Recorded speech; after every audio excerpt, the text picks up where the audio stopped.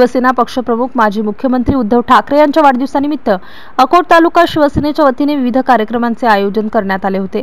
या निमित्ताने 27 जुलै रोजी सर्वप्रथम सकाळी अकोटचे आराध्य दैवत श्री नरसिंह महाराज मंदिर येथे उद्धव ठाकरे यांच्या दीर्घायुष्यासाठी व महाराष्ट्र राज्याच्या मुख्यमंत्रीपदी पुन्हा विराजमान होण्यासाठी माजी आमदार धनंजय गावंडे, उपजिल्हा प्रमुख दिलीप बोचे, माया म्हैसने, तालुका प्रमुख ब्रह्मा पांडे व उपस्थित पदाधिकाऱ्यांच्या हस्ते पूजन करून महाआरती करण्यात आली।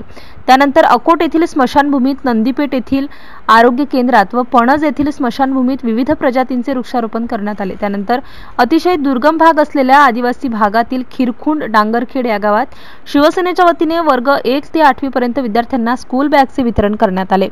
या प्रसंगी माजी आमदार संजय गावंडे, उपजिल्हा प्रमुख दिलीप बोचे, माया म्हैसने, तालुका प्रमुख ब्रह्मा पांडे, मनीषा गीते, शहर प्रमुख मनोज खंडारे, उषा गिरनाळे, जिल्हा परिषद सदस्य राजू मोरे, प्रशांत अढाऊ यांच्यासह शिवसेनेचे पदाधिकारी व कार्यकर्ते प्रामुख्याने उपस्थित होते।